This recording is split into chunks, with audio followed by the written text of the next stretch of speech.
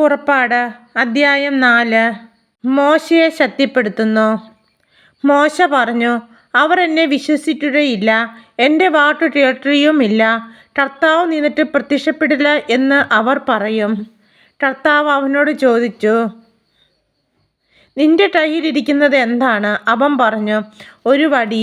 അവിടുന്ന് കൽപ്പിച്ചു, അത് നിരത്തിടുക. അവൻ വടി നിരത്തിട്ടപ്പോൾ അത് സർപ്പമായി തീർന്നു.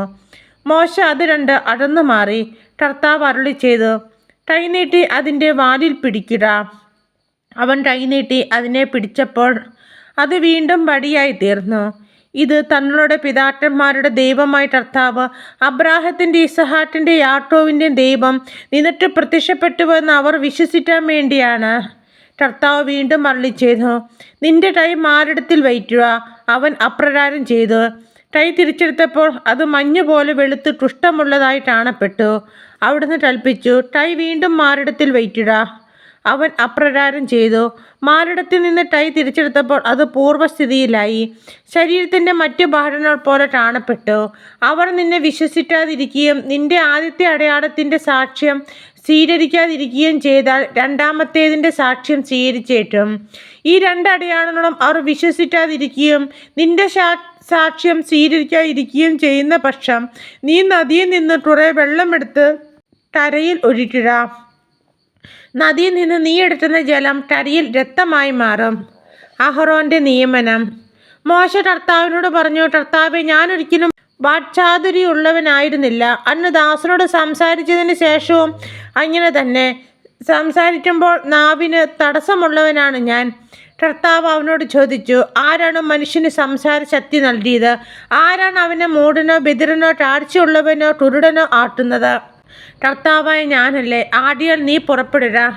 സംസാരിക്കാൻ ഞാൻ നിന്നെ സഹായിക്കും. നീ പറയേണ്ടത് എന്തെന്ന് ഞാൻ പഠിപ്പിച്ചു തരും. എന്നാൽ അവൻ അപേക്ഷിച്ചു, കർത്താവെ, ദയചെയ്ത് മറ്റാരെങ്കിലും അയക്കണമേ. അപ്പോൾ കർത്താവ് മോശയോട് കോപിച്ചു പറഞ്ഞു, നിനക്ക് ലേബിനായ അഹോറാൻ എന്നൊരു സഹോദരനുണ്ടല്ലോ. അവന് നന്നായി സംസാരിക്കുമെന്ന് എനിക്കറിയാം. ഇതാ, അവൻ നിന്നെ കാണാൻ വരുന്നു. നിന്നെ കാണുമ്പോൾ അവൻ സന്തോഷിക്കും. പറയേണ്ട വാക്കുകൾ നീ അവന് പറഞ്ഞു കൊടുക്കുക. ഞാൻ നിൻ്റെയും അവൻ്റെയും നാവിനെ ശക്തിപ്പെടുത്തും. നിങ്ങൾ ചെയ്യേണ്ടത് നിങ്ങൾക്ക് ഞാൻ പഠിപ്പിച്ചു തരികയും ചെയ്യും. അവൻ നിന്നിട്ട് വരാൻ ജനത്തോട് സംസാരിക്കും. അവൻ നിന്റെ ഭർത്താവായിരിക്കും. നീ അവന് ദൈവത്തെ പോലെയും. ഈ വടി കയ്യിലെടുത്തുകൊള്ളുക. നീ അതുകൊണ്ട് അത്ഭുതങ്ങൾ പ്രവർത്തിക്കും. മോശ ഈജിപ്തിലേക്ക്. മോശ അമ്മായിപ്പനായ ജത്രോയുടെ അടുക്കൽ തിരികെ ചെന്നു പറഞ്ഞു, ഈജിപ്തിലുള്ള എൻ്റെ സഹോദരർ ജീവിച്ചിരിപ്പുണ്ടോ എന്ന് അറിയുന്നതിന് അങ്ങോട്ട് മടങ്ങിപ്പോടാൻ എന്നെ അനുവദിക്കണം. ജത്രോ പറഞ്ഞു, നീ സമാധാനത്തോടെ പോവുക. മിദ്യാനി വെച്ച് കർത്താവ് മോശയോട് പറഞ്ഞു, നീ ഈജിപ്തിലേക്ക് മടങ്ങിപ്പോവുക. നിന്നെ കൊല്ലാൻ കാത്തിരുന്നവർ മരിച്ചു കഴിഞ്ഞു. മോശ ഭാര്യയെയും പുത്രന്മാരെയും കഴുതപ്പുറത്ത് കയറ്റി ഈജിപ്തിലേക്ക് തിരിച്ചു. അവൻ ദൈവത്തിൻ്റെ വടിയും കയ്യിലെടുത്തു. കർത്താവ് മോശയോട് പറഞ്ഞു, നീ ഈജിപ്തിലേക്ക് മടങ്ങുകയാണ്. അവിടെ എത്തുമ്പോൾ ഞാൻ നിന്നിട്ട് വശം മാറ്റി തന്നിരിക്കുന്ന അത്ഭുതങ്ങൾ ഫറവോയുടെ സാന്നിധ്യത്തിൽ പ്രവർത്തിക്കണം. എന്നാൽ ഞാൻ അവനെ കഠിന ചിത്തനാക്കും.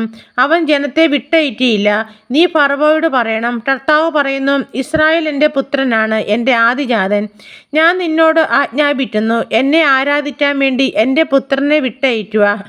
നീ അവനെ വിട്ടയറ്റുന്നില്ലെങ്കിൽ നിന്റെ പുത്രനെ, നിന്റെ ആദിജാതനെ തന്നെ ഞാൻ വധിക്കും. യാത്രാമത്തെ അവർ താമസിച്ചിരുന്ന സ്ഥലത്ത് കർത്താവ് പ്രത്യക്ഷനായി മോശയെ വധിക്കാനൊരുങ്ങി. ഉടനെ സിപ്പോറ ഒരു കൽക്കത്തിയെടുത്ത് തൻ്റെ പുത്രൻ്റെ അഗ്രചർമ്മം ഛേദിച്ചു. അതുകൊണ്ട് മോശയുടെ പാദങ്ങളിൽ സ്പർശിച്ചിട്ട് അവൾ പറഞ്ഞു, നീ എനിക്ക് രക്തഭർത്താവാടുന്നു. അപ്പോൾ അവിടുന്ന് അവനെ വിട്ടുപോയി. അവൾ പറഞ്ഞു, പരിച്ഛേദന നിമിത്തം നീ എനിക്കും രക്തഭർത്താവാടുന്നു. കർത്താവ് അഹറോനോട് പറഞ്ഞു, നീ മരുഭൂമിയിലേക്ക് പോയി മോശയെ കാണുക. അതനുസരിച്ച് അഹറോൻ പോയി ദൈവത്തിൻ്റെ മനയിൽ വെച്ച് അവനെ കണ്ടുമുട്ടി ചുംബിച്ചു. തന്നെ അയച്ച കർത്താവ് കൽപ്പിച്ച എല്ലാ കാര്യങ്ങളും താൻ പ്രവർത്തിക്കണമെന്ന് അവിടുന്ന് ഭരമേൽപ്പിച്ച അടയാളങ്ങളും മോശ അഹറോനോട് വിവരിച്ചു പറഞ്ഞു. അനന്തരം മോശ അഹറോനും ചെന്ന് ഇസ്രായേൽ ശ്രേഷ്ഠന്മാരെയെല്ലാം വിളിച്ചു കൂട്ടി. കർത്താവ് മോശയോട് പറഞ്ഞ കാര്യങ്ങളെല്ലാം അഹറോൻ ജനത്തോട് വിവരിക്കുകയും അവരുടെ മുമ്പിൽ അടയാളങ്ങൾ പ്രവർത്തിക്കുകയും ചെയ്തു. ജനം വിശ്വസിച്ചു. കർത്താവ് ഇസ്രായേൽ മക്കളെ സന്ദർശിക്കുന്നുവെന്നും അവരുടെ കഷ്ടതകൾ കണ്ടിരിക്കുന്നുവെന്നും കേട്ടപ്പോൾ അവർ തലകുനിച്ച് അവിടുത്തെ ആരാധിച്ചു.